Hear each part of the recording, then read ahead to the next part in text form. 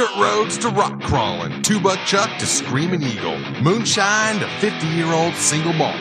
We talk about it all here on Wheelin' Wine and Whiskey with your hosts, Jason and Chris. Welcome to the Wheelin' Wine and Whiskey podcast, episode 245 on the lake bed, KOH 2024. Chris, how the hell are you? I'm in my happy place, man. I am freaking great. Of course you are. You rolled in, what, a day and a half ago now? You've had a whole day to settle in. Yep, settling in, slid into the week, and, the weather's fantastic. It has been absolutely amazing. Let's not talk about the weather too much. No, it's been good. It's been good. We don't want to curse ourselves. Right. No, not at all. But you got settled in, and we got our own little private Idaho up here in Hammertown Heights Estates, the 50 and over community. So it's kind of nice. Quiet, except for that loud-ass generator over there that we're going to work on tonight. Take the spark plug out. Yeah, no, I got something else.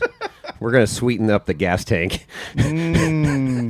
All right, so we have a couple guests with us here. In the new remote what are we calling studio. this? The new remote studio. The new remote studio, the Wheeling Wine and Whiskey tiny house. I heard it just called by our guest, and it's the guest room for Johnny from Dirtbag Johnny that does our announcing on the podcast here that you hear at the very opener of our podcast. Yeah, which you hear every week. So we'll start with Jimmy Jett. Jimmy Jett, welcome to the lake bed. Hey, thanks. And Toyotas don't suck. No, they do suck. They do suck. And I'm glad you had to put that out there, but they do suck. But maybe our other guest here will agree that they don't suck because I know he has a Toyota. I will say that we're here at King of the Hammers, and Hammertown's just down the hill a little bit. And walking around, there are a lot of raisined out Toyotas. This is their place to play. Johnson Valley, man. This is where raisined up Toyotas came from. I saw a brand new Toyota that had no dents in it yesterday come into camp this morning, and it was all raisined up. Getting a few dents. I got some dents yesterday on Wrecking Ball. The buggies get dented up out here, too. All right, and who else do we have across from us here, Chris? Have you met this guy before? We have. Seen him before? We've become friends with this guy. He's super cool. Fellow whiskey aficionado. And fabricator extraordinaire, and one of the announcers for King of the Hammers, the one, the only Ian Johnson. How you doing? Nice. I'm doing good. And just to clarify, it's like, what is it this year? It's the Progressive Insurance King of the Hammers. Powered by Optimus. Driven on Nitto tires. Supported by, I haven't got the official lingo down yet. There's a lot of sponsors in it. Yes, there are. So you got to get all of them in there. Today was the Can-Am UTV Hammers Championship qualifying. That's all I know so far for today. And I will say, you're right. Toyotas don't suck. They're just not anyone's real first choice. Ouch. Love it. Ouch. Perfect. Maybe Nice. like, I mean, if I had, it's like, not to get political, but it's like, I want more than two choices in the election. I don't like either. Right. So it would be like if you walked out in your driveway and you saw an XJ or a Toyota. They're both bad options. You want another choice, but you don't get it. A Bronco. Samurai. Yeah, right. You want that choice. You want the choice. You want that other. If you want that third option. If you walked out in your driveway and your only option was raisined out Toyota mini truck and an XJ, you would probably just go back to bed. Yeah, I'm going to walk to work today. Yeah. Well, you're going to walk to work no matter what. Oh! That's great. All right. We know which side Ian's on I'm here. going That's back great. to the whiskey. Okay, there you go. Sorry, not sorry invited you on here. Yeah, there. gee, thanks, Jason. It's really fun, though, trust me. Jimmy. Yeah. So, Ian, you flew in yesterday? I did. I flew in yesterday. I've got to the point now with this when I wanted to drive out again because I haven't driven out in a couple years, but this year, with it being early, because it is a week early, it just backs up too tight, so I just couldn't drive out. So I had to fly in. So I flew in and fully superstarred it. So I fly in, get my rental car, and then come out here and work, and then I'll fly home next Sunday. That's easy, but we were hoping you were bringing the bomber so we could do a little pre-running. I got to get the bomber back. The bomber's all back together now, so it's all done and back together. And new motors in it, all that kind of stuff's taken care of, which is good. So yeah, I think what we got to do is we got to get want your buggy and Chris and maybe Yes. back out onto into the Tennessee, Kentucky area. That'd be we can go awesome. have some fun over there. We do. That was super cool. And that was one of my highlights of 2023. Now that we're into 24, which is crazy, was making that trip happen and flying out there to Tennessee and hooking up with James and Rhonda, picking up a buggy that they've never seen, and then we go out wheeling with you, and it was sloppy, wet, classic freaking. It was just that's a Wheeling Tennessee route Tuesday, there. man. That's just a regular day. Tuesday. It's a Tennessee Tuesday, man. Yeah. The best line, though, is because for us West Coasters that are rock crawlers and dry rocks, we're just very technical and slow. But out there, you got to give it the whoop house to get up that greasy marble the and car stuff. must eat at all times. So that's what Yes. you said. You said to James, and it was the greatest line. I wish I captured it on video, but it was like, "You're in the South, come eat." Yeah.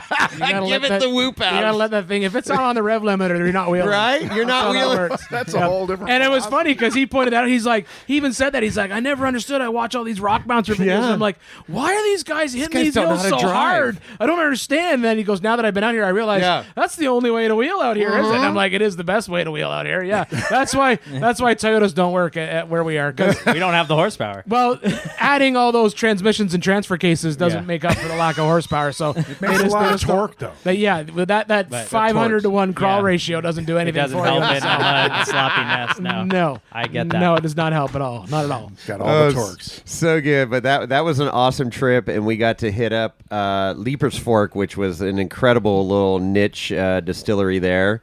Your first time there as well, right? Yeah, I hadn't been there before. It has only been open put to the public for about 2 years. Yeah. And that was there. They hadn't even really in my opinion, they did it right. They didn't go MGD. They went straight No. into distilling and then waited until they had 2-year bottles to go out. So they didn't use a private label. They were like, we're going to build a distillery and we're going to make it. But yeah, it was a cool tour, cool little old building, and lots of cool stories, and yeah, and a great product. It's so good. It Yeah. really, really is good. And then we got some Chat whiskey in front of us now, so you got to introduce us to the owners of Chat and tour their facility, which is a retired car dealership, which was super cool. Yeah, Tim's a good guy. Tim's been a good friend for a long, long time, and so the Chat whiskey, it's just got a cool story because they just wanted to make whiskey.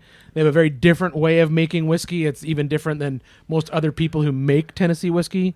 So they're like a Tennessee high malt is what they call themselves. So before everything goes into the mash, something happens to the grain. So they're either malted or fermented or something before it hits into the mash. Well, we before they learned a make new it. word today. Attemperated. Yeah, there You want to go. buy a Val?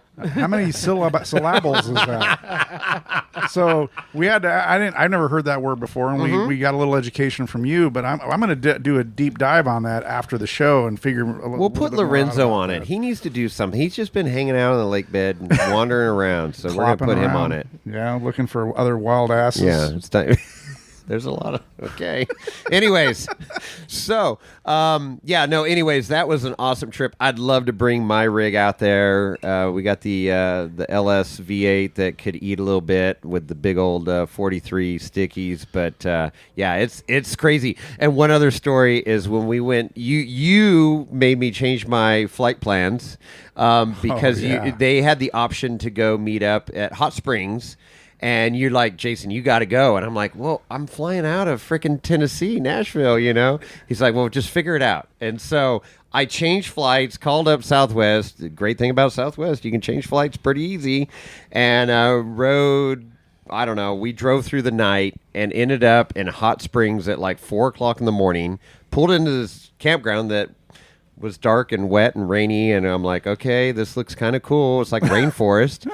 And then we wake up the next morning, and James and I go, oh, yeah, this looks pretty freaking legit. Yeah, Hot Springs is a great park. If you're ever on the East Coast and you want to see hit a fun park, Hot Springs is probably on my short list of the best parks on the East Coast. Yeah. It really, really is. They got good amenities, good trails, big trail system. Anything from like stock to full rock bouncer shenanigans you can hit in there, which is tons of fun. Super cool. And then you called up, you made one phone call and got us a campsite and everything. And I go, okay, I guess we're going to Hot Springs. So we show up, we wake up that morning, and James is driving the buggy, and we're just kind of filling stuff out. And we were following somebody up. I forget which trail it was, but it was marble. It was a marble hill. And James is like way back, and he goes, dude, I'm hanging out back here. I go, no, we can come up further. The guy ahead of us, I shit you not, was 200 yards ahead of us up this hill, and he almost hit us 200 yards away because that is how slick it is out there. He started spinning, slid backwards, and came right down, and James was all, see? And I'm like, yeah, like you know. He goes, I didn't know, but that's freaking crazy. So 600 feet. Yeah, 600 feet. It was a long ways. Yeah, I'm a golfer. I go by yards. When you get in there, especially Hot Springs. Hot Springs is an interesting park because it's a lot of marble, a lot of shale rock, but it's almost like wheeling here, where if you stop on the trail and then you like try to go again, you just dig 4 holes. So you have to like totally be committed, but at the same time, it's like wheeling at Hammers if it was like covered in a thin layer of ice. Because it's just slick on top of that. Super slick. So it's fun. It really, and there's some nasty hills at some of them. They had to close a few of them because they got a little too aggressive. But back in the rock bouncer days, Superlift was one of the first parks. Early years of rock bouncing, the way it worked was if you could hit the hill and make it, you got to name it. And so they had probably 5 of some of the best hills in our area. One was Showtime Hill that Timmy Cameron hit long time ago, and they had to close that hill because people were getting hurt coming off of it. Because it's like if you didn't make it, it's a good. I mean, it's a good dozen rolls to the bottom. Oh, high consequence. Yeah, well, it's that's not why fun. The rock bouncers, you see, they're just overbuilt. You know, they've got tube over tube over tube, and it's just it is. Yeah, it's a lot of extra tubing and a lot of high horsepower. It's drag racing is basically what drag it is. racing up. Yeah, hill. Yeah, forward. But yeah, they're racing. built to accommodate what you just talked about, rollover after rollover after. Yeah, rollover. years ago, I remember we were sitting around one day, and it was me and Dave Cole, and it was me, Dave Cole, and Lauren Healy sitting there talking. And we were talking about rock bouncers versus Ultra Fours. And Dave said, "Oh, an Ultra Four will eat a rock bouncer's lunch every day of the week." And I said, "Not on an actual rock bouncer hill." Right. I said, "Because they won't do it." And he goes, "No, they'll do it." And I said, "Lauren, would you take your car up Showtime Hill in Hot Springs?" And he said, "Not unless I was paid up front the cost of my car. Because if I come off the hill, the car's not going to be there anymore." Wow. And he knows it. He goes, "If I come off that hill and roll, the car's useless. It can't do 15 rolls down the hill. Right. You can roll in the desert fast. You can wad up that car and walk away, but the car's road. Rock bouncer, you roll the hill, you got to be able to hit the hill again the next day. Yeah. And that's why it's all 188 and, like you said, just a whole bunch of extra tubing. Yeah, that's exactly. how they are. Those Yeah. things are built like brick shit houses. They man. are. They're overbuilt to no end. It's a little bit silly, but Yeah. but they're fun. But They are. it's fun to watch because when they blow up and they freaking grenade shit, shit flies, man. It's super cool to watch. yeah, it's just like drag race stuff. When it goes south, it goes south. Yeah, it goes south in a hurry. So when they do roll down, though, then a lot of the stress gets put on the driver. Yes, absolutely. Yeah, there's no such thing as a crumple zone in a rock bouncer. Yeah. As a matter of fact, we were probably one of the last races I was at back when I had my car. Bobby Tanner, we did the race, and then there was a hill. What they sort of morphed into is they went into races that were doable because a lot of the places were putting bounties on hills. Like we're talking like $25,000 if you hit the hill. Whoa. But it was nobody would make it. And so people would come and watch, and nobody would make it. Recoveries took like 45 minutes to an hour, and it just got boring. So then what a lot of the promoters started doing is they're like, all right, let's do attainable hills so we know everyone's going to make it. So then it's just the fastest one up wins. But then we'll hold a hill off to the side that no one's hit yet. We'll tape it off. No one can pre-run it. It's just hit the hill once.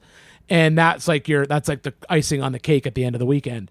And we were at an event in Winrock, and Bobby hit the hill hard enough, and he made it to the top, but then couldn't come out the top and took a bad bounce, and he took about 3 rolls down, and then when he was back upright, the last thing he caught was a tree with his left rear tire, and then it just basically spun him 3 times in the air, and he landed at the bottom, and everyone ran up to see Bobby to make sure he was okay, and his first words were, "All right, let's hit this."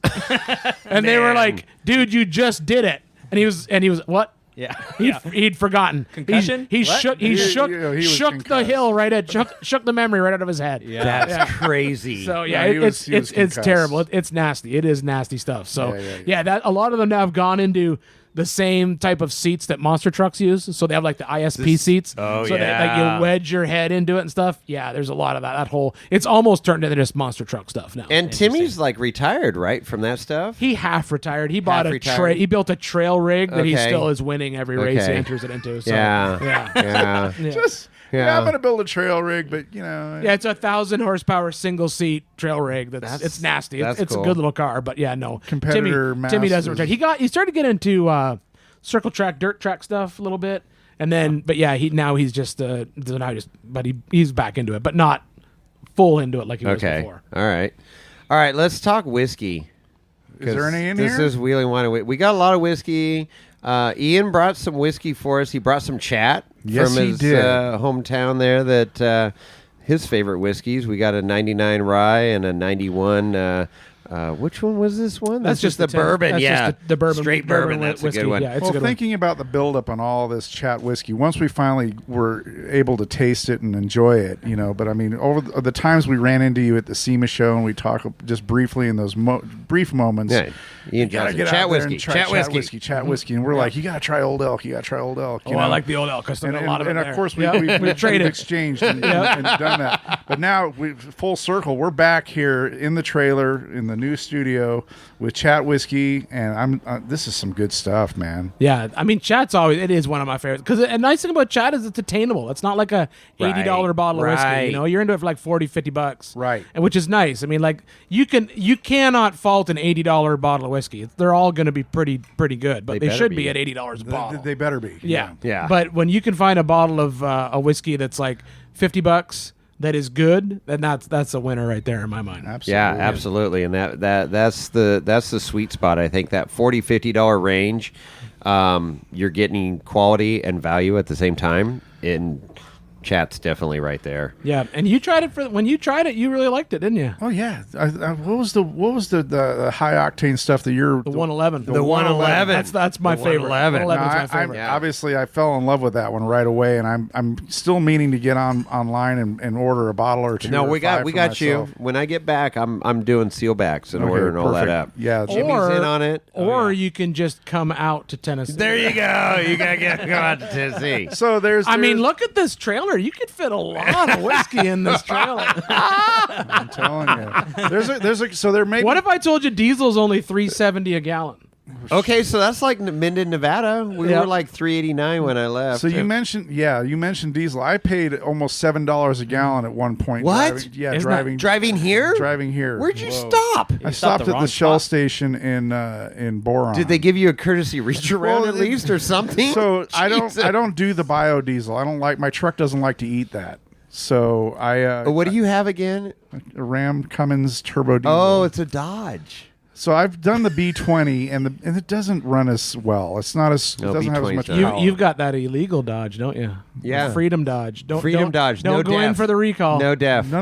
Yeah. Oh, are you pre-recall? I'm a 2012. Oh, you're pre-recall. Yeah, So you're not part of the pre-recall. I'm $1.6 clean. billion I have no, dollar. yeah, I have no DPF, but I have respect the DPF, company but no more DEF. that breaks a rule like that. Well, and then just pays the fine. there it so is. sorry, we didn't really break the rule. Here's $1.6 Sorry. billion. Right. So I have a DPF but no DEF. So Yeah. but Love's across the street or on the north side of the highway sells B20 and I'm like it's cheaper but man my experience with the truck with B20 it just doesn't run as well. But what is cheaper though? Like $6, $5? Yeah, what was that's I think it was like crazy. it might have been around $6. It was like $1 cheaper. Yeah, that's insane. Yeah, we got back. I bought the other day for like $3.29 in Tennessee. 320. Yeah. I can't even. So, yeah, I mean, I want to get to your place. I want to check your place out. I want to go and do badass. bourbon tasting out there. So there potentially could be 2 trips coming up. I like this. So One for one whiskey and with- one look for at him. diesel. Look at him. No, one with- Look at all the diesel we can fit in this trailer. so Wheeling Wine and Whiskey is going to make it out there again. Jason and I both need to do that, and maybe we'll get Snail Trail to jump on board and have At make least, that no, happen. just Jimmy. Just Jimmy, not Tyler. No, we'll bring But- the cool half of But there's Trail. also I have a group of high school friends that we all try to get together occasionally, and we're early talks right now to maybe do an Airbnb in that area and do the whiskey trail. Oh yeah, the whiskey trail's fun. There's Yeah. some cool stuff. Yeah, the man. whiskey trail's fun, or we could pop up into Kentucky since you've already come down and done some. We could be up into Woodford, Castle and Yes. Key, Yes. Buffalo Trace, Yes. and then hit like then if you were gonna come our way, in all honesty, and you were like, I want to hit like iconic junk, I think what we'd want to do is if we went up into Kentucky, and went to Harlan. Yeah. That's bucket list shit right there. Yeah. Like Harlan, Kentucky, that is like legit No, old if I'm- school if I'm East towing Coast my junk all the hardcore way out wheeling. there, yes. Yeah, I'm gonna make a note. yeah. Harlan's great. Harlan's a cool city. Cool. Well, it's not really a city. Cool town. What do you call it? Whiskey on the rocks or something, or rocks and whiskey? We did whiskey and wheeling one year, and then we did bourbon and boulders. Bourbon and boulders. Bourbon and boulders. I like love that. it. Bourbon and boulders. Yeah, Yeah. when we did the bourbon and boulders trip, we did Woodford. We got into Castle and Key before it was open to the public, and then we finished. I think we did finish at Buffalo Trace. Okay. Yeah, so it was a good trip. Yeah. yeah. Great distillery. And Buffalo's great because you never know. I mean, each day they restock their store Blanton's. with whoever. It could be Bland's, it could be Buffalo Trace, it could be any of the Yeah, E.H. Taylor. It They could have be so any of many their- brands coming out of that place. So Yeah, yeah, so it's absolutely. good. So Yeah. it's like open, so whatever day that is, you can go in and you got your bottle allotment and you go buy it and and getting it at. and Woodford is a very touristy tour. I bet. So like when you went to Jack, the thing about Jack is that's actually where all the Jack Daniels is made. So that's kind of cool.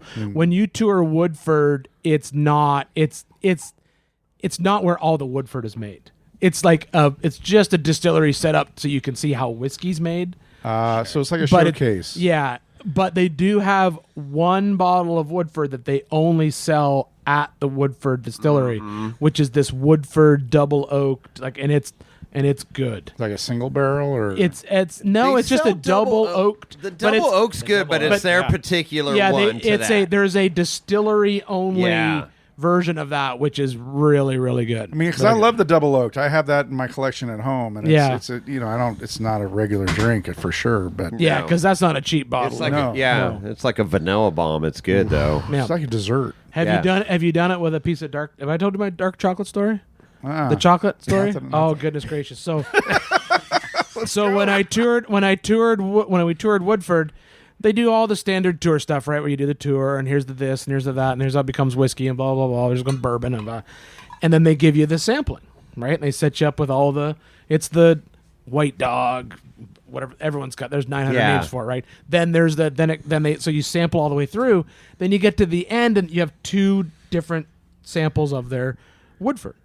And the guy comes out last minute and he puts out a single piece of dark chocolate. Okay. And you sample everything. And he goes, now, eat the dark chocolate and now drink the Woodford. And so you take a bite of the dark chocolate and then you drink the Woodford. And it is a completely different tasting alcohol. It's insane. Really? Yeah. And we did that. And I looked at the guy and I said, thanks a lot, asshole. And he kind of looked at me, and he looks at me all weird. And I said, does this body look like it needs an excuse to eat more chocolate? Because now whenever I have bourbon, I'm like, I wonder if a Snickers bar would have the same effect. I'll just go get a glass of whiskey and a Snickers bar and see how that tastes. I'll just eat. Tomorrow we'll try it with a Reese's Pieces. Yeah, maybe. Yeah, exactly. or a chocolate peanut chip butter cookie. cup, a Reese's peanut butter cup. And well, that's just screwball, I guess. At that point, you just count it screwball. You're just like, I'll take some screwball, please. I need to edit that out. We don't talk about Fireball, Screwball, anything with sugar and whiskey. You know, anything that's not real whiskey. No, anything Right. that's not real whiskey. Yeah, I understand completely. It's all good. You can appreciate that. So that's not too dissimilar from chocolate and wine are a thing too, especially yeah, ports. right. You know, so But I'd never done it with bourbon before, and it did. It tasted completely different. It shocked me. really, Yeah, it shocked me how different the bourbon tasted. I mean, it was good. And to some extent, it makes sense, right? Because it's sort of changing your flavor profile of your mouth. You're adding some sweets, and then you try something that's a little bit more.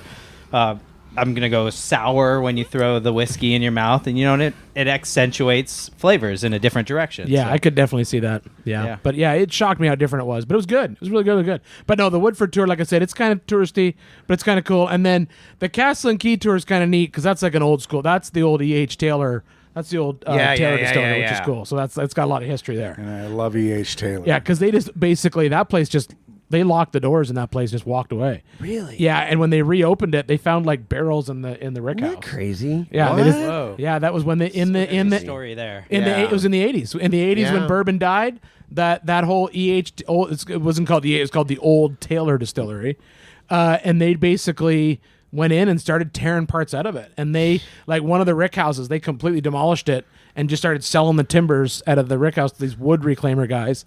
But one of the rick houses, it's actually the longest rick or rack, I can't remember how they pronounce it, but it's the longest rick house in America. yeah. It's like 3 football fields long. No but when they kidding. reopened it, they found barrels of whiskey from the 70s and the 80s were just sitting in there waiting. Insane. Yeah. What happened to those? They bottled it up. Yeah. They bottled it up and sold it. And Yeah. what was the Angels share like on that? Yeah. It would be a lot because I mean after 8 years you're just throwing whiskey away, right? Well, and At that point, that's the interesting thing because I'm a wine guy, and so you're always topping up your wine barrels. Correct. For the Angel share that evaporates out the bottles, but whiskey you do not. So old barrels could be like half full. Yeah, you're losing about 10% a year. Yeah. I think, on the, And but- then and then it depends on what floor it's on and the rick Yeah, where house, it is in the right? temperature range, and what part of the country it's in, and all this stuff plays into it. Humidity, temperatures, all that stuff. So it's super interesting, and that's what I love about and talking about food and wine pairings or food and whiskey pairings is that what you're extracting out of that barrel. Yeah. And depending on what the barrel's made out of, what kind of oak is it? Is it New American oak, charred, Deep char, high, light or char. a freaking real light char? And that's what is cool. It's an art at that point, right? Absolutely. These guys that are blenders, distillers, and stuff that are doing this stuff, that's where the art comes in, and that's where we get all these cool different flavors. Have you seen the Whistle Pig on the road whiskey yet? So Whistle Pig, they distilled a bunch of whiskey, put it in barrels, put it in the back of a transport truck, and just toured the country. Really? Yeah, it's called Whistle Pig on the Road whiskey, and it basically just toured the United States for like 2 years in this truck. Have you had it? I haven't had it. I've seen it, It's but I haven't had it yet. the it's like oceans. Jefferson's Ocean that Same goes thing, on the goes on the voyage, ocean, and yeah. it gets Yeah. gently So- rocked throughout the ocean, Yeah. sucks in the sea water, sea The air. salt air, and I just got a bottle of Jefferson's Tropics, which is the So same it goes to the Caribbean. Does it taste like suntan lotion? It went to Singapore. It went to Singapore. Yeah. So instead So- of doing the Atlantic, it did the Go- Pacific. When the Pacific. Yeah. Did I tell you about the France distillery I toured? No. So when my wife and I were in France, this would be Do they know how to distill whiskey? yeah, believe it. So 5 years ago, we were in France for a wedding, and we were driving around nothing but cornfields. We're in the west of France, out near Normandy, and so there's all these cornfields. And I said, "There's got to be a whiskey distillery with all this corn." So I asked someone. I said, "Is there a distillery around here?" They're like, "Oh yeah, there's Aeromark Distilleries on such and such a town. It's 10 miles away. You should go check it." So we went out. We went the tour, and it was so funny because we did the tour. And it was the same as every other distillery tour you go in, right? It's like, here's the mash bill, here's the this, here's the Right, that. right. Okay. But at the end, where they normally would say, and this is when the distillate gets placed in a new oak barrel, blah, blah, blah, blah, blah. They said, this is where our master distiller will sample the distillate and determine which barrel it will go in. And you go into this warehouse, and it was like a giant warehouse with pallets of bourbon barrels, all labeled from the States. No way. So there was a big stack that said Jim Beam. Another stack that said Jack Daniels. Another stack that said Buffalo Trace. No shit. And then when they sell the whiskey, it says on the label, it'll say Aeromark 4-year blah blah blah whiskey aged in Jack Daniels barrels. No kidding. And that's it. So when you tour it, and they always say, and the old barrels, we send them overseas. And I'm like, no, you don't. That's stupid. You're not going to send a barrel over. That doesn't make any sense. But no, they do. Apparently and they buy they them. do. They do. They buy them and they put their own Yeah? whiskey in it. Wow, Yeah, blew my interesting. mind. I'd How never was seen it? that before. It was good. It wasn't Okay, bad. Yeah, okay. it was. I mean, it was a little bit lighter because obviously that barrel's already been chart. Yeah, it's already been used. pushed up. in and out so much. But then what they do is after it's in the barrel, then they put the barrels in shipping containers and they ship them to the south of France and then to the north of France. and they force the climate into it because that part of France, it's like Scotland. The climate doesn't change very much, so they ship it down to the south of France where it gets good and hot, and they ship it to the north of France where it gets really cold. Interesting. They basically force the climate push in and out of the barrel. So the flavor, did you enjoy it? It was good. It was good, but like I said, it was just a little light. It was light. It was like, have you had Tatouche bourbon? No. That's at a Pacific Northwest.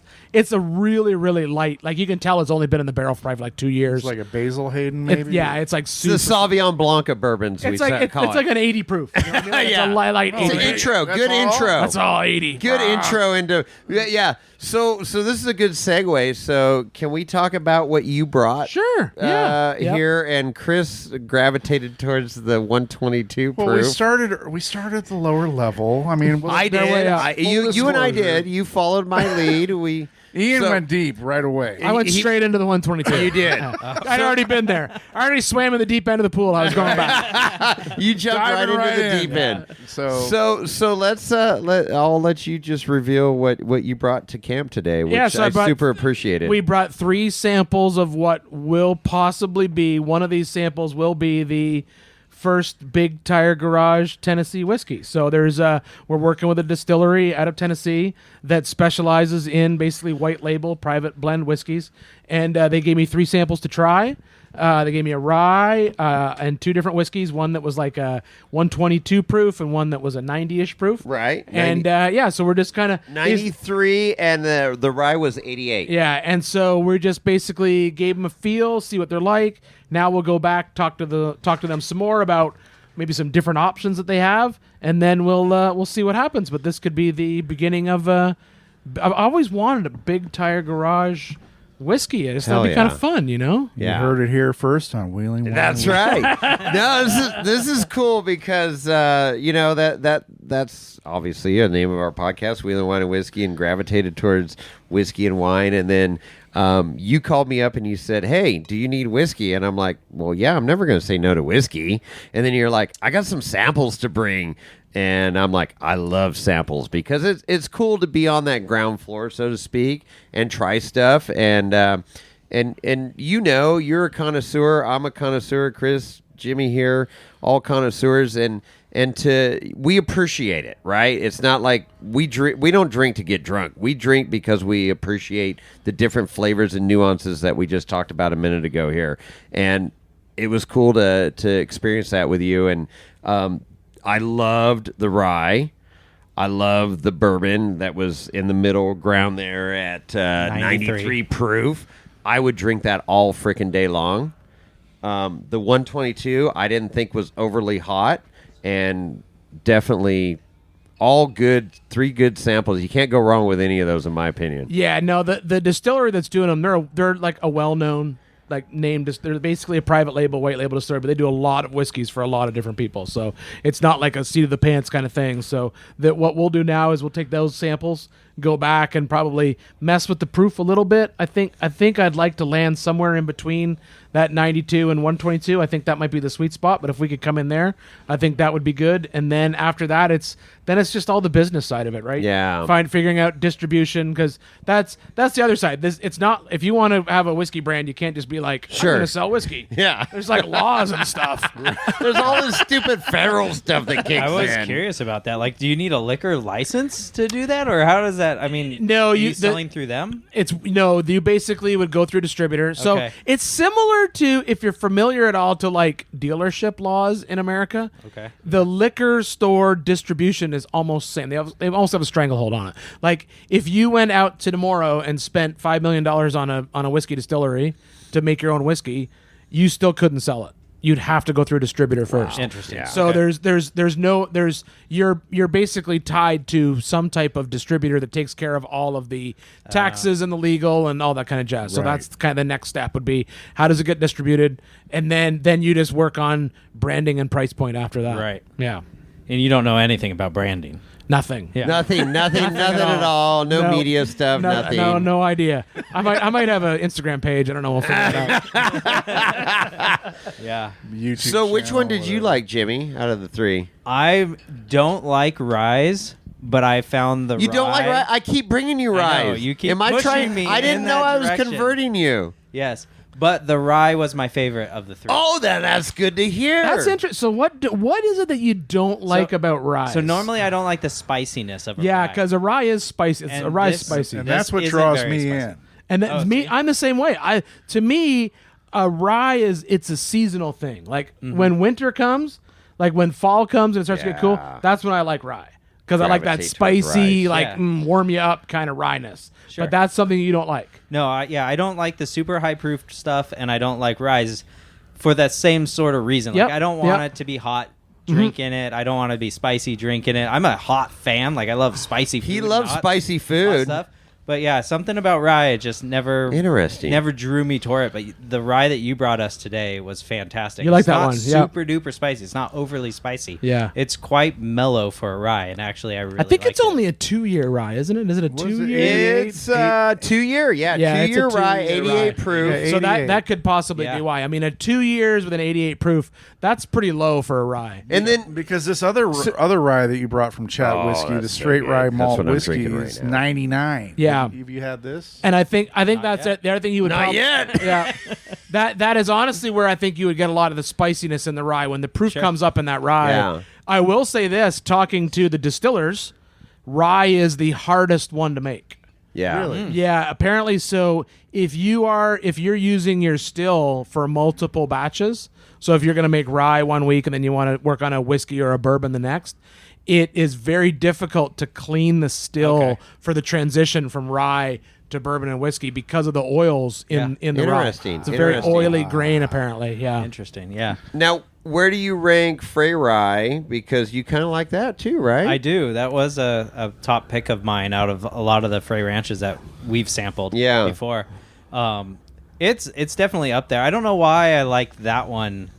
I don't have a reason that I like that one over any of the I other think, ones. but I think the reason you like it might be the same reason why you like that one. I think the Frey Ranch is a very mild rye. Yeah. Okay. I don't find it as spicy Yeah. as like if you get into like a Canadian rye or like Yeah. like I have a rye at the shop, an Old H. Clark rye that is it's not even a blend, it's 100% rye.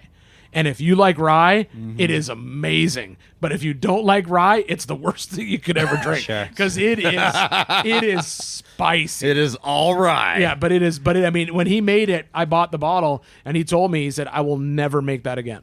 Because Wow. it took 3 weeks to clean the still. Oh, Holy just- crap. Making just- that just to dang. try to processing through to get the rye out of the still because it was just such a oily grain, I guess, to get out of the still. It's so like hard. the equivalent of putting RCVs together, apparently. The RCV grease. Everyone grease, complains about that, but Yeah. I just call Ricky and have him come to the shop. Oh, Ricky Berry does it. So you farm it out. yeah. I got people that do that. I was watching our good friend Ultra 4 Jones Yes. complain about his CVs. Yeah. And I'm like, why don't you just call Ricky and have him come out and do it? Okay, wait a minute. I'm glad you brought that Segue. up. Segue. It's officially Segue. known. Rabbit hole, rabbit hole. Do you remember the old Ultra 4 racing podcast? Who was that guy that did the Ultra 4? Trip Balance Nichols. Wyatt. Wyatt What was his Pemberton. line? He always had a line when it wasn't a segue line. It was Oh, yeah. What did he say? Oh, I He was can't remember good now. with that. anyway. That'll come to us. Okay. Wyatt, you need to start your show. Yeah, back Wyatt. up. Wyatt, I wish call he in. would. I really did enjoy He that. did a great job. He did a on great that one. job. Yeah. But yeah. I still keep in contact with him. Yeah. I totally respect So, him. segue into Segue. Ultra 4 Jones. Okay, so I he- heard that you were having slight panic attacks vicariously while watching Just- his Instagram. Oh my Anxiety. God. It's insane. I talk to him daily, and he should be on the lake bed right now. I haven't saw got him post verification. on Instagram. He's he had here? a picture driving by He's here. by the sign. Okay. I sent him a Okay. message, but I haven't heard back from him yet. He has literally been burning the midnight oil. He did like 2 all-nighters. I mean, he just unbelievable to get this. I told him at the beginning of this thing, I said, this is stupid. This is stupid. So this is so to back up a little bit, people, is that the old Bigelow car? I don't know if it's Bigelow. I don't know the history. It raced kind of in 16, but 18 was like when it raced, air quotes. I don't know all the history behind that car. IFS, IRS, so fully independent. It's low and wide. It is an early IFS car because Yep. it's pre 9-inch IFS. Yes. So it's GM 9 1/4, Right. basically Chevy 3/4 ton front diff with the long side axle removed and a short side axle stubbed into both sides.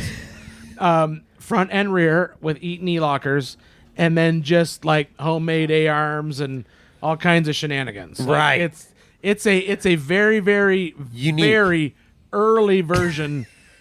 I don't even know if I would call it 4800 at this point, because Right. it's like, I don't think anyone would look at that and go like, that's the car I want for my 4800 car. It's pre-Legends. It's pre-legend.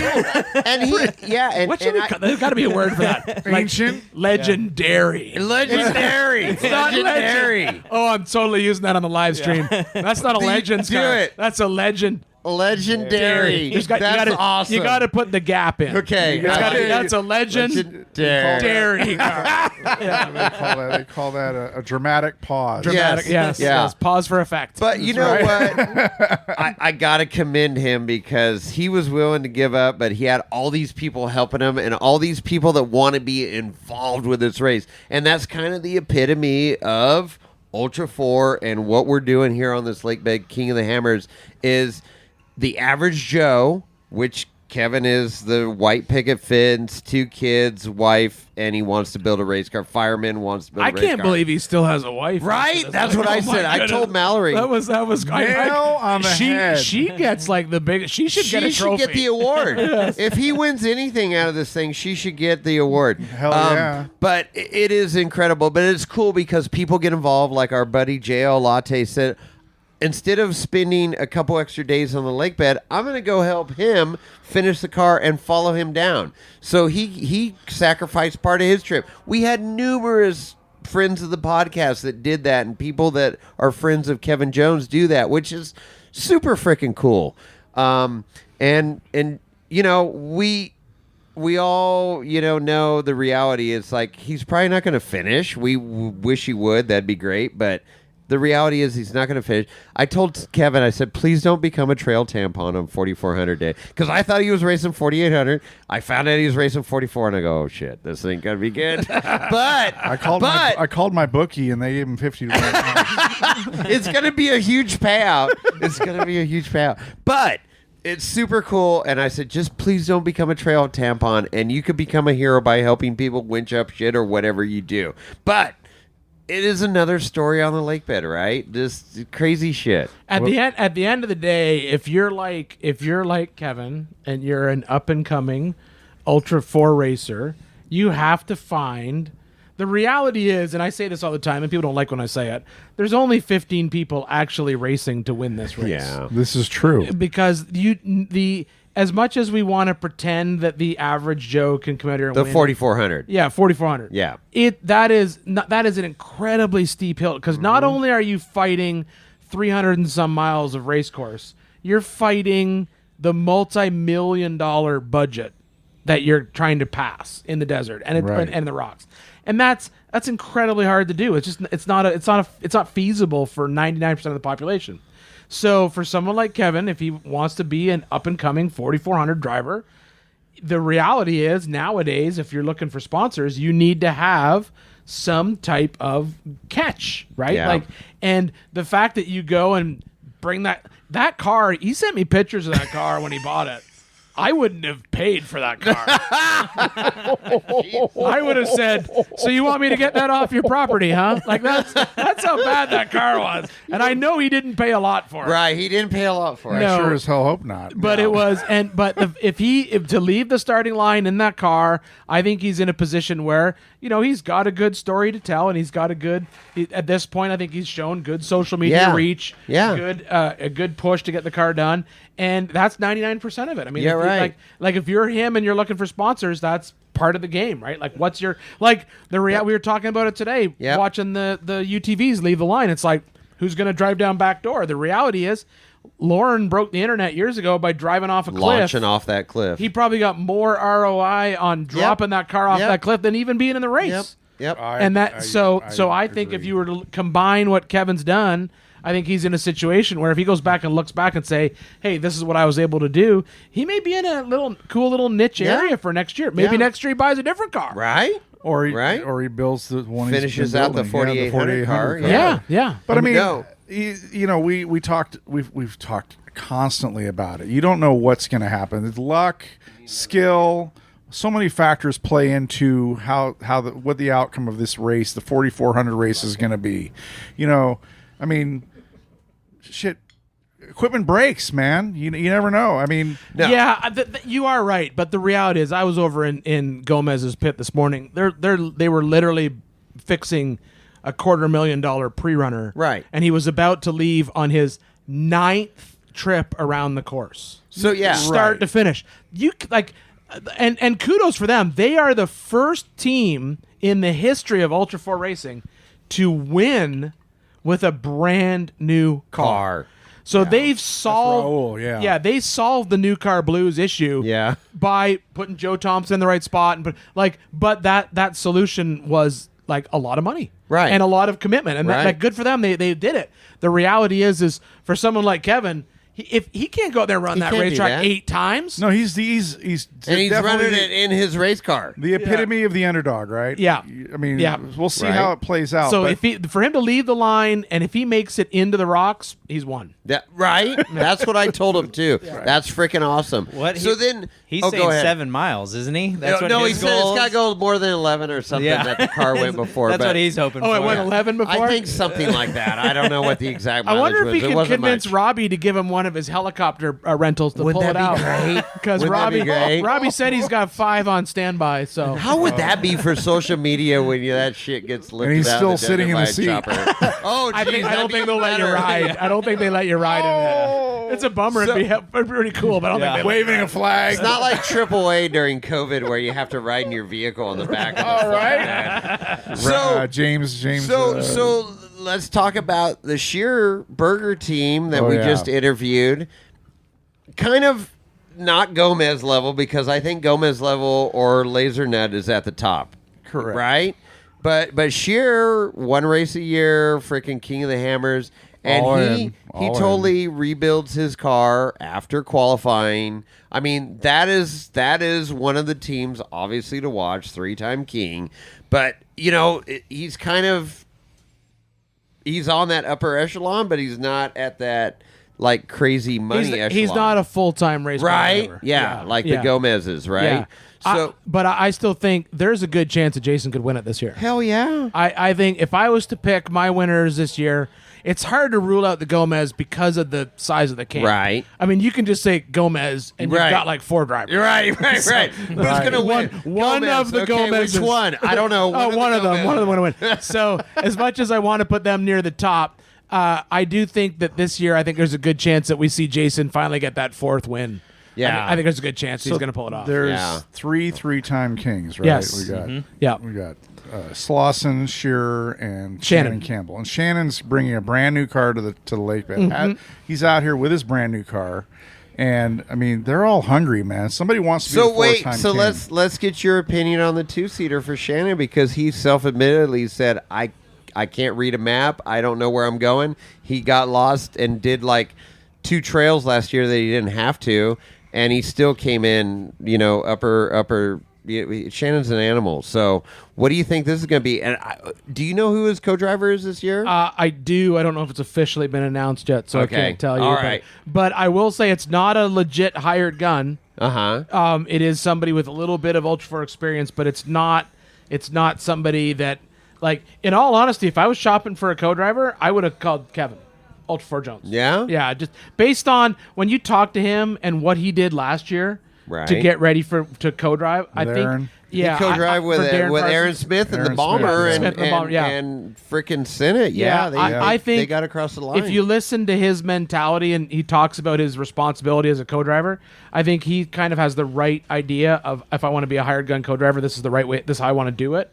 And I think he, because that when him and I talked afterwards, I said that could be like your next thing. Just be a hired gun co-driver. Right. That was good. And I think he was obviously planning on that till he lost his ride this year. Right. Kind of had to pivot. But it's not a legit what I would consider a hired gun co-driver. Okay. So do I think you can never count out you Shannon? can't count out Shannon. But at the end of the day, I think if you look at track record, what we've seen in the past 3 to 4 years, I think that Jason is been teeing himself up for another win. I mean, agree. And they were so close last year. Yeah, I mean, it was a it was disappointment. seconds. So I got to talk about my neighbor Slauson, because he wants it. He's racing 40, Dude, they're all 4800 chomping and at the bit. 4400. They're Yeah, all chomping at the I bit. always And like. you're a Bomber fan. Yeah, I would love to see Randy win again. I love Randy. I'm a huge fan. I have a Bomber. I love the Bomber. It's a great car.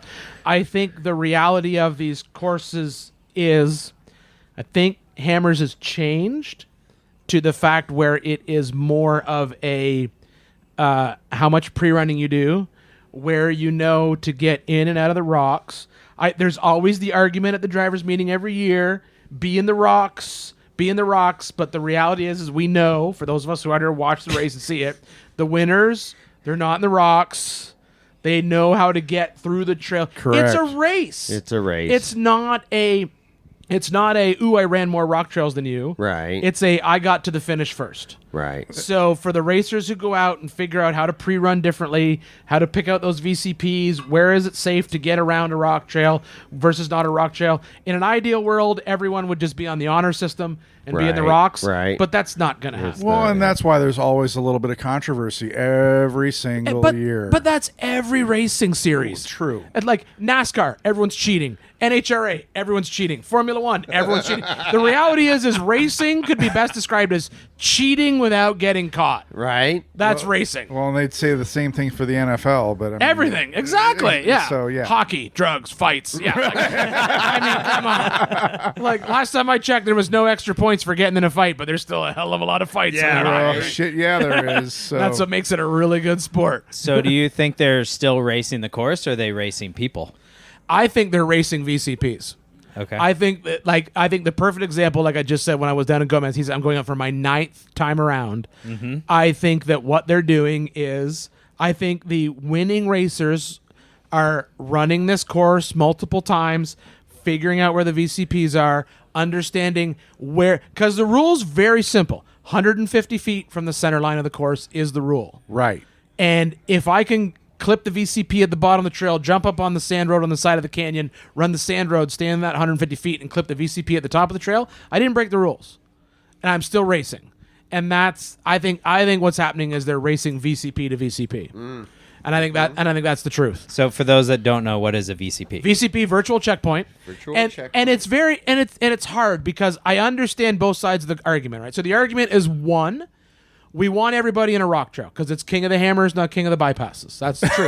Yeah. Right? Exactly. Right. Which I understand. But there were years in the past where there were VCPs or virtual checkpoints placed in the middle of a rock trail. And then what happened was someone broke in the VCP.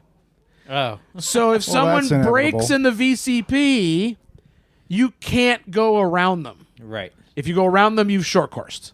You're going to go through the time penalty.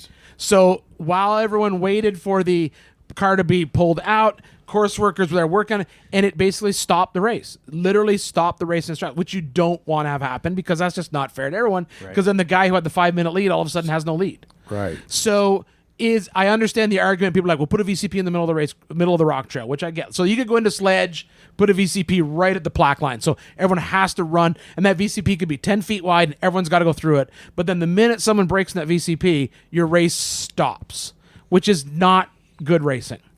So what's your next option? Well, then I personally think the way I would solve it, if I was in Dave Cole's shoes, I would post everyone's GPS track publicly on the internet after the race and let peer pressure sort it out.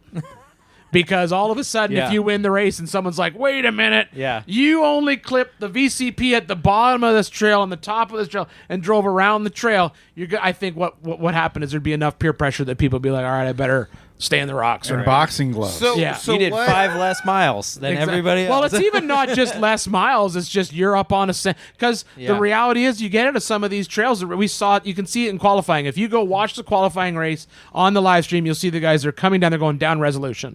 They're driving in the rocks in Resolution. If you look on the live stream, to the left is a 2-track sand trail that is less than 150 feet from those rocks. Now everyone's told in the drivers' meeting, stay in the rocks on resolution, and we are watching you on the live stream, so you'd better be in the rocks. But technically on race day, you could be up on that sandhill and you're not breaking the rules. So it's not necessarily a shorter route, it's just, quote, an easier route. Could they move the VCP, 90 feet off trail and You could away from the rocks so that they have to be in the rocks? You could, but then it just gets difficult. Like I said, it's like what happens if someone breaks in that rock trail and then everyone has to stop. So what's the variance off the VCP? Like where the quote-unquote virtual checkpoint is, how many feet do you have on every side of that? It's almost like a virtual skiing gate. So there's a side, there's a left and a right, and you have to go through it. Yeah, and so that's what the GPS... Is it 5 feet, 10 feet? Most of them are 20 feet wide. Yeah. So 20 feet. So you got a little leeway. You got a little bit of leeway. So you could drive over a car like Slauson. But the perfect example... That's stuck in the VCP. Yeah, but perfect example, we saw it today on the qualifying course. I don't know if you watched. Yeah. But the one car rolled. The rollover. In Schooners, that took the line. Now the racer coming up behind, I believe his name was Chris Johnson, I think is who it was. He cut behind him. He was trying to push through, but the problem was that he's got a garbage line, and he ends up rolling. He was flying. Wow. And he got hit because now the line that's doable becomes impossible. Right. It's like, do you remember the old day where we had that one when we went up back door and there's that video on the internet where Tom Ways goes far right, goes way up the hill, and then drives across some guy's winch line, and the guy's throwing rocks at him. Yeah. That's a perfect example. Is that's what you would end up seeing more of if we had this situation where everyone was in the rock trails like that. So it gets tricky. It gets tricky out there. It does. There's no easy answer. There is no easy answer. That's the takeaway from this, and it's like you're trying to keep that out, keep racers honest, but they're looking for the advantage. I mean, these big time racers, they have sponsors, and it's a business. It's a fucking business. It's a business, right? Yeah. And it's like you gotta you want to win for your sponsors. So how do I win? What is my get? How do I get an advantage over everybody else? Gomez.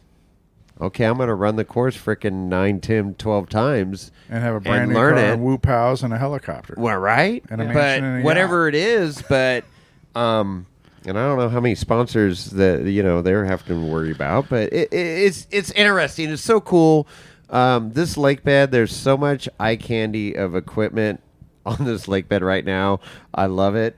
And I love to see all the Toyotas. Yeah, go ahead, Jimmy. Yeah, I'm done. That's all I got. That's all you got. That's all you got. That's all I got. Give it out. Look at all them Toyotas. I just had Let's to throw talk that in about there. Toyota. Let's talk about Toyotas. Here we go. Here we go. So what's your favorite Toyota?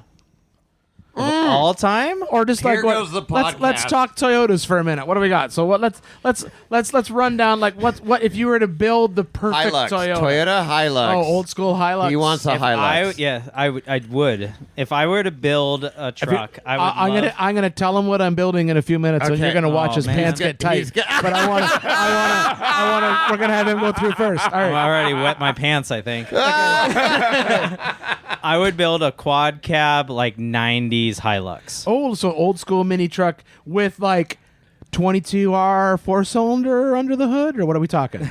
That's probably what it would come with. Yeah. I would probably, if I could, I like to try to, where I live in Placer County, Northern California, I try to keep everything street legal. Okay.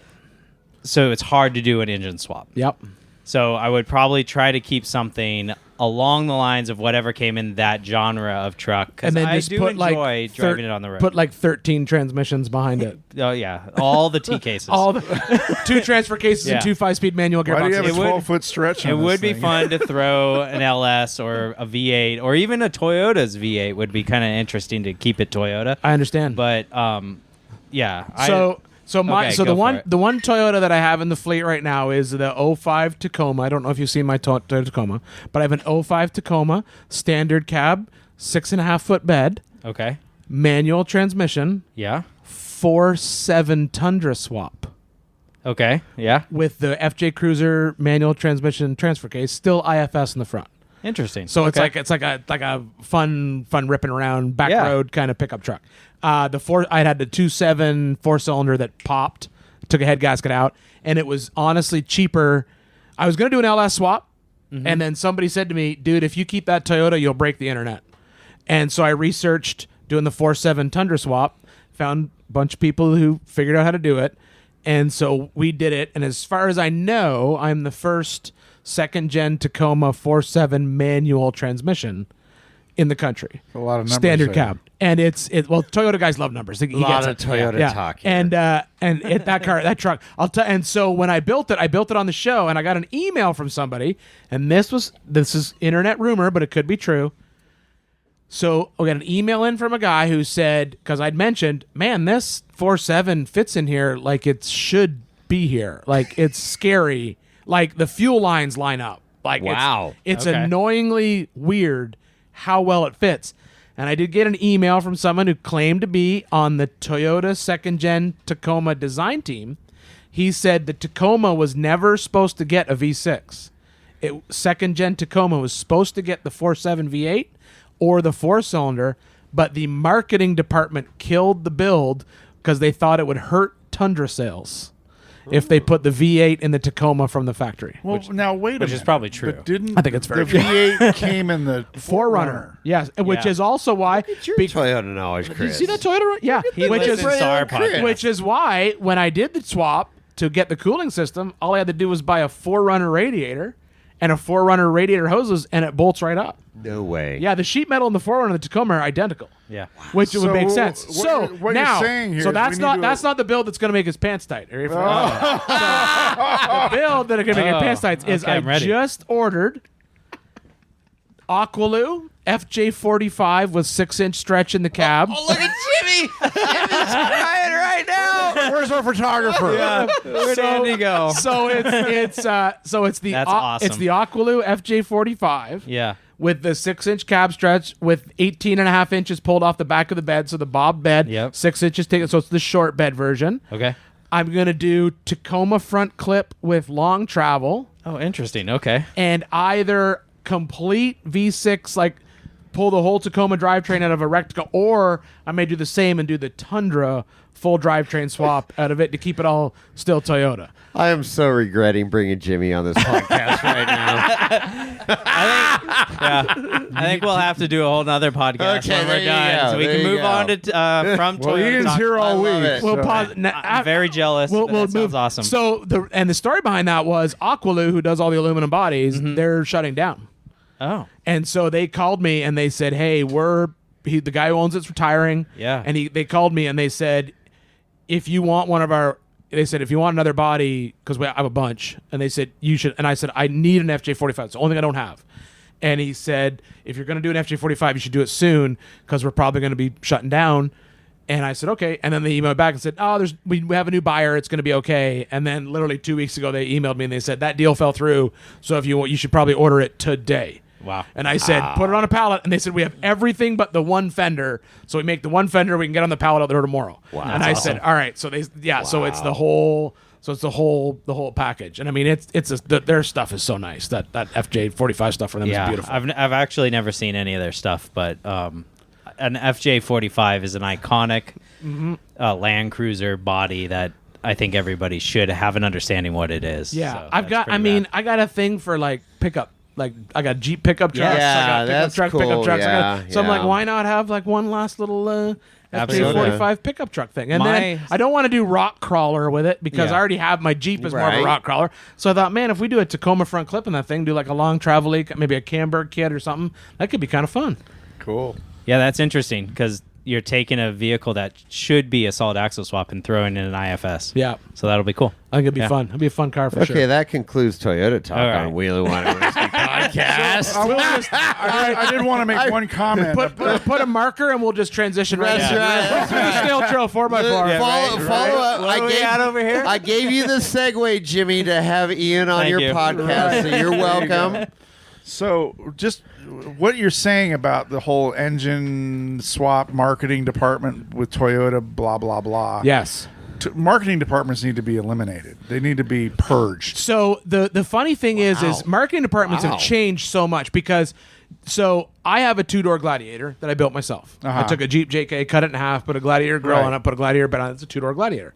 I modeled it off of the Gladiator that Jeep built and brought to Easter Jeep Safari, whatever it was. I think it was 5 years ago, 6 years ago. Something like that. And when they were there, I talked to the guy from Jeep, and I said, why are you not building a 2-door Gladiator? You would sell so many of these trucks.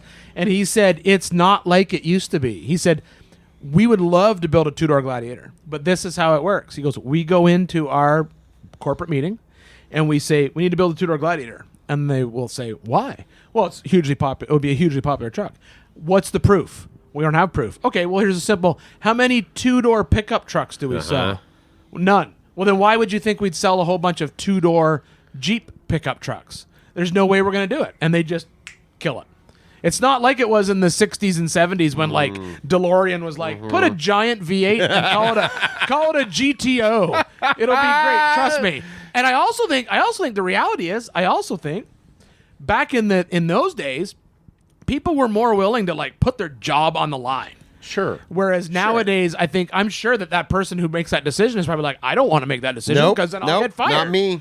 Yeah, I don't want to. This is a pretty gravy job. I don't want to lose my job. Well, you mentioned DeLorean, John DeLorean. You know, and I mean that guy was a freaking he broke ground on a whole bunch of shit, and he didn't have any fucks to give. You know, and I mean, if you're making a car in Ireland, that is true. You have zero fucks to give. right, and of course, where do you want to build this car? Ireland. Apple is stainless steel. Only for tax reasons. Yeah. Right. I've seen. The funny thing is, if you ever go to Ireland, which would be everyone should go. It's a great trip. If you go to Ireland, they will show you the Apple headquarters, and it is literally an empty building with a giant apple on the front. Really? Oh, there's nothing. in it. It's only for tax purposes. But that's hilarious. more importantly, a better trip. I went on it this year. Iceland. Oh, Everyone should go to. I got a question for you. Blue Lagoon Oh, first here or we go. Blue Lagoon last? I didn't do the Blue Lagoon. You know No? what I did? I rented a Defender on 40s and went forward. Okay. There you go. Nice. Yeah. Defender. You can Yeah. do that. You can rent a Defender. You can on 40s? no, it's everything there that has anything larger than a stock wheel and tire package is called a Super Jeep. A Super Jeep. Super Not Jeep. a Horrible. Super Toyota. Not a there, Super Jimmy. So, yeah. It's a Super Jeep. So my guide was my guide owned But a it was still a Toyota. No, he had a Nissan Patrol. Oh, see? There you go. Still Jeep. Toyota suck. He had a Hashtag Toyota suck. Nissan Patrol. Those are cool. Quote Super Jeep. Yeah. Yeah. So yeah, Nice. no, but it's I think it. I was surprised. It wasn't planned. We were my wife and I were on vacation in Europe, and then we were coming home, and all the flights laid over in Iceland. And I said to her, if we're going to be in Iceland, we stay for 3 or 4 days. And so we did, and it was honestly our favorite part of the trip. And so we rented the Defender, went 4-wheeling, and everyone should go. And it's honestly round trip out of Boston. It's $500 to get to Iceland. Wow. I Was love to it- travel. Jimmy travels a lot. I do. You've been to all continents. I've been to all 7 continents. He's- all he's 7 seen continents. giant That's pink pretty freaking penguins. cool. I traveled a lot as a child because my parents were big into that, and also it's a Canadian thing. We travel a lot. Yeah. And so the only one I haven't set foot on is Africa and Antarctica. Wow. But I do have the claim to fame. I was in, and I have smuggled currency out of USSR when it was still USSR. Oh wow! Really? Yeah, so Oh, I there you go. have Yeah. currency from the USSR That's in my awesome. coin I wanna hear collection. that. Were you flying on No, there's probably some sort of.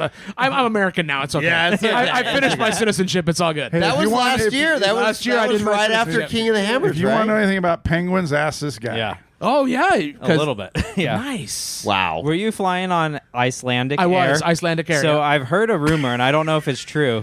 Travel talk on Wheeling Wine and Whiskey. Here we go. You can pretty much book any flight to Europe, and then you contact Icelandic Air and you tell them, "Hey, I'm going to fly to Europe. Here's the cost of the flights." And they'll say, "We'll match that, and you can get 3 days in Reykjavik." Reykjavik. So And it's they'll not say, real. Here you go. It's not really that. What they do is they give you. So like normally when you call a airline, you say, "Oh, I want to change my flight." There's Yeah. a change fee. There's no change fee Okay. for the layover in Reykjavik. So Yeah. and what they've done is it's very smart. There's no like 2-hour layover in Reykjavik. It's always like 9 hours. So you'll land at like 9 in the morning, and they'll be like, yeah, your flight's out at 7 o'clock tonight. And so you're like, what the hell am I going to do till 7 o'clock? And the worst part is the airport, there's nothing in the airport. And you're not even in Reykjavik, you're in Keflavik. And Reykjavik is an hour away. So you're like, well, I'll take the bus to Reykjavik. Then you go to Reykjavik and you're like, this city's kind of cool. If you call Icelandic Air and say, I want to stay for more days, there's like, just tell us how many days you want to stay. And they That's just awesome. push your ticket at no charge. And here's the best part. When you land in Reykjavik and you walk in, there is like no customs. What? Really? Yeah, you walk in, like everywhere you go, normally you walk up, you show your passport. This one is just like, welcome to Iceland. You just walk on. Yeah. Here's your fermented shark. Yes, exactly. Don't breathe in. Don't breathe in while you're eating it. You'll throw up. That's freaking awesome. But no, it's I would say it's definitely if anyone's looking for a super cool place to go, and really like the flight from Boston to Iceland was only like 3.5, 4 hours. Yeah. Is it really? Yeah, it's not that far, Yeah, it's- and it's a little expensive to go there because everything's expensive in Iceland. But we had so much fun. Like there's no language barrier. Everyone speaks English. Wow. It's got cool history. Little bit of fact for you. Did not know this. I went to Iceland. Little fun fact. Fun historical fact from the Canadian or former Canadian. Eh? So, technically, Pearl Harbor is not when the United States entered World War II. Really? So what happened was Hitler had already invaded Denmark and Norway, Right. and that was now part of the Nazi Empire, the Third Reich, whatever you want to call it. Third Reich. At the time, Norway owned Iceland. It was a colony, kind of like Puerto Rico is the United States. They were under their control. Hitler figured out that if he could get the plane, if he could fly from France to Iceland, land the planes, refuel, and fly back, England was done because he could just bomb all day long. Churchill knew this, so Churchill took English soldiers and immediately put them on the ground in Iceland. In Iceland, but he didn't want to leave them there because he wanted them to fight on the front. So he contacted the United States and said, hey, because they're the only person not in the war. Canada was in the war. Everyone was in World War II this We time. were on the sideline. On the sidelines, waiting it out. And so he contacted the United States president and said, would you put some U.S. soldiers, just put a base here in Iceland. You're not entering the war, just put a base here in Iceland. And so they put U.S. soldiers in Iceland, which technically was them invading German territory.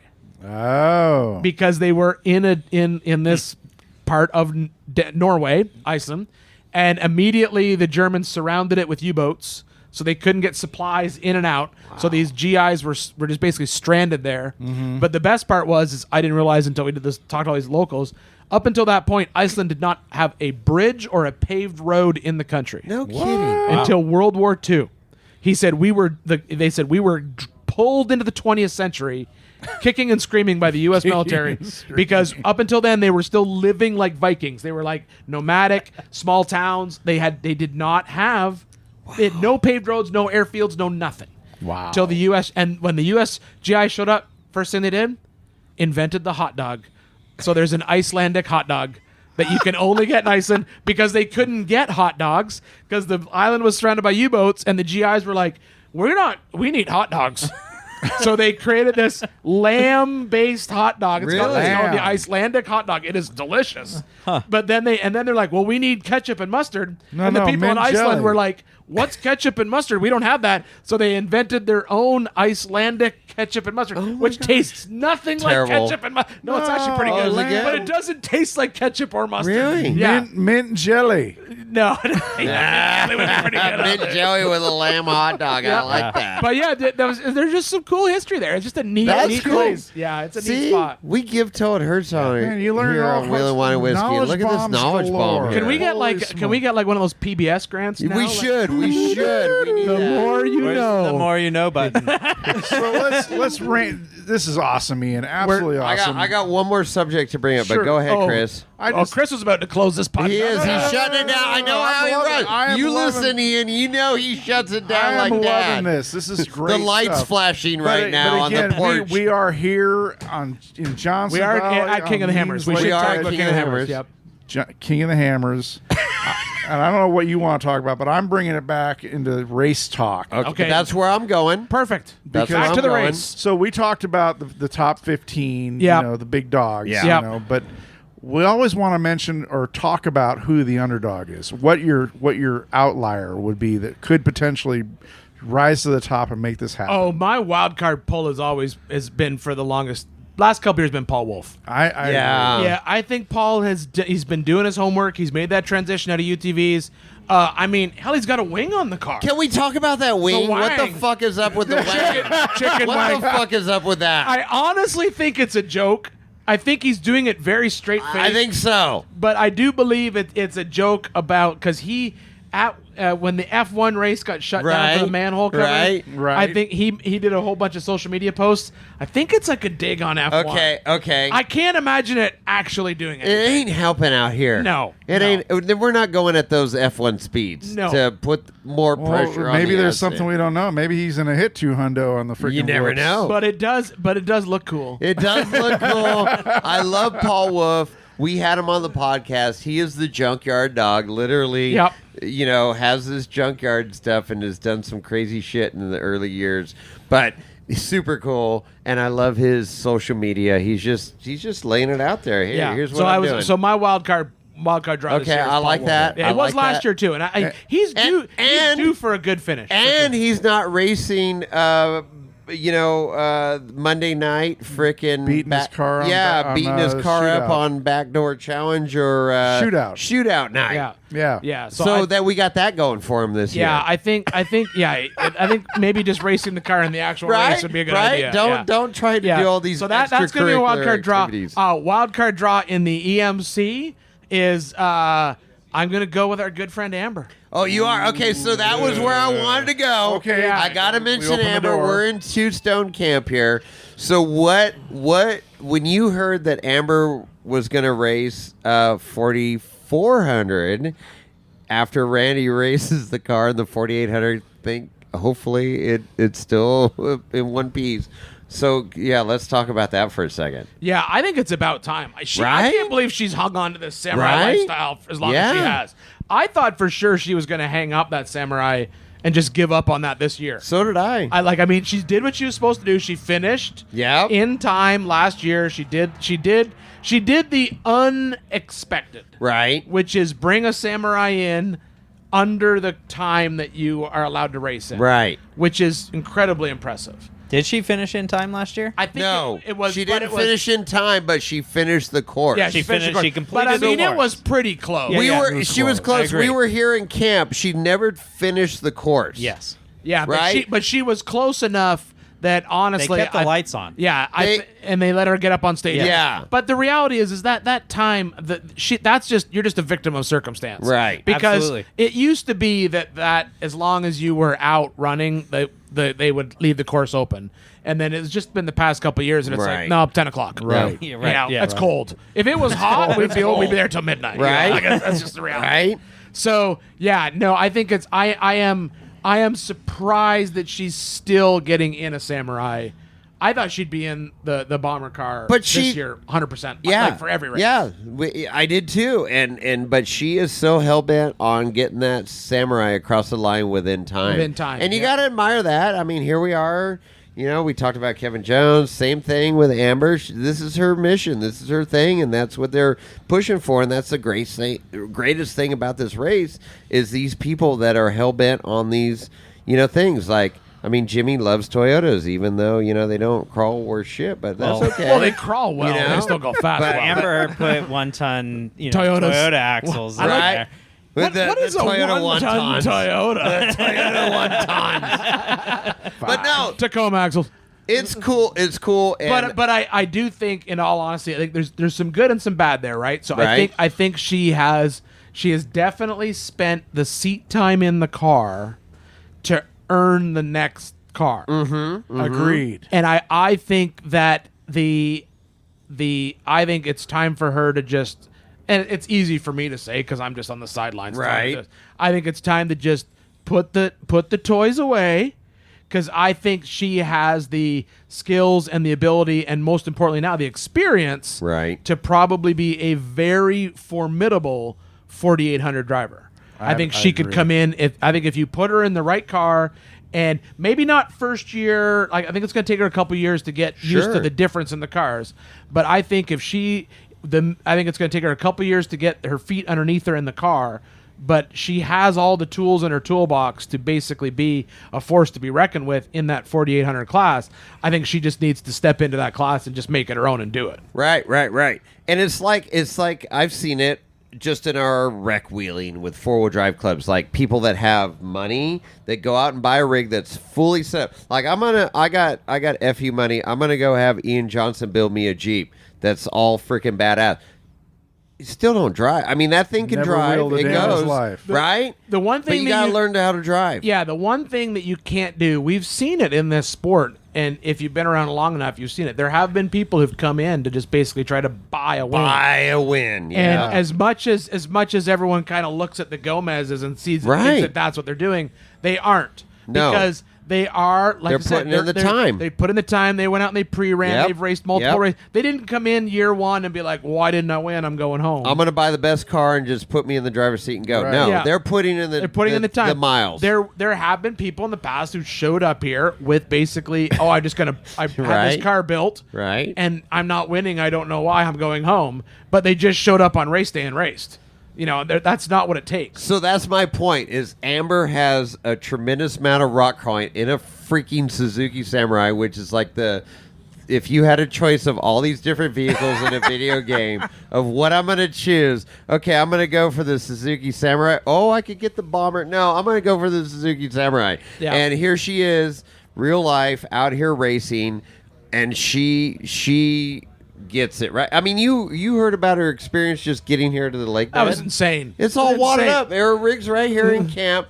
Most people would have turned around and said, F this, I'm out. This is a sign from God. I shouldn't be here right now. Right. But she's like, no, that was nothing. We're here now, and we're going to make this happen, right? Yeah, but So- I do think she's going to have to make that. The sooner she makes that Right, transition, the better. right.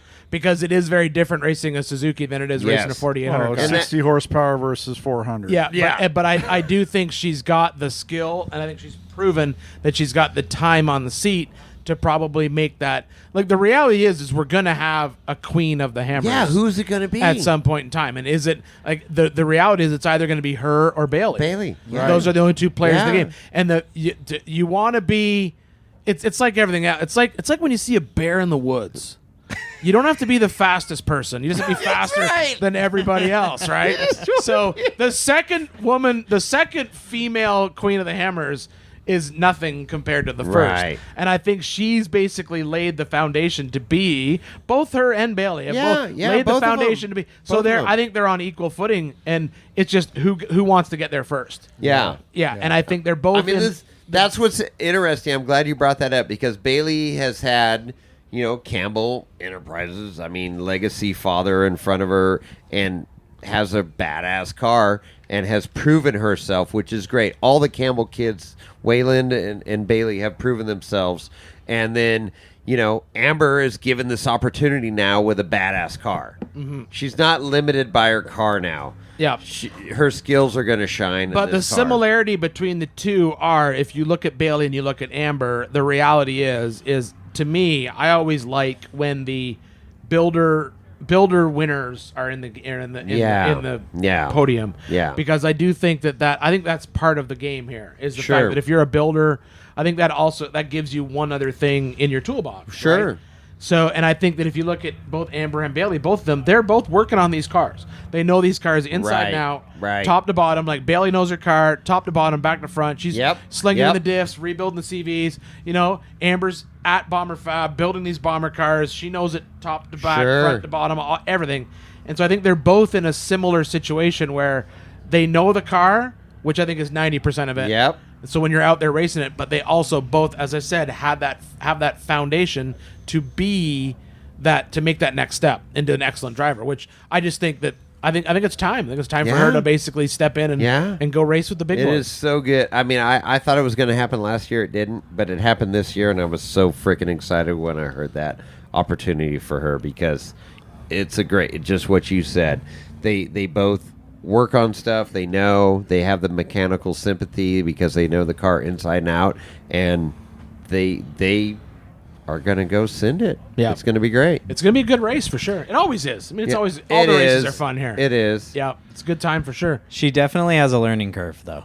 I mean, going like we said, 60 horsepower. To 400 plus. That's why it's not going to be that's why I'm saying the sooner she does it, I think it's better. Yeah. Yeah. Because it's not like you're going to step out of the Suzuki, jump in the Bomber, and win. There's Right, going to be a right. couple years of getting used to racing that car, and that's why I think the sooner she does it, I think it's the better. Yeah. Where at this point, I think Bailey has sort of a leg up. Oh, on this absolutely. because She's she's been got driving this same that car. level for so long. Yeah, Right. exactly. Yeah, she's in that car. She's been in it for so long.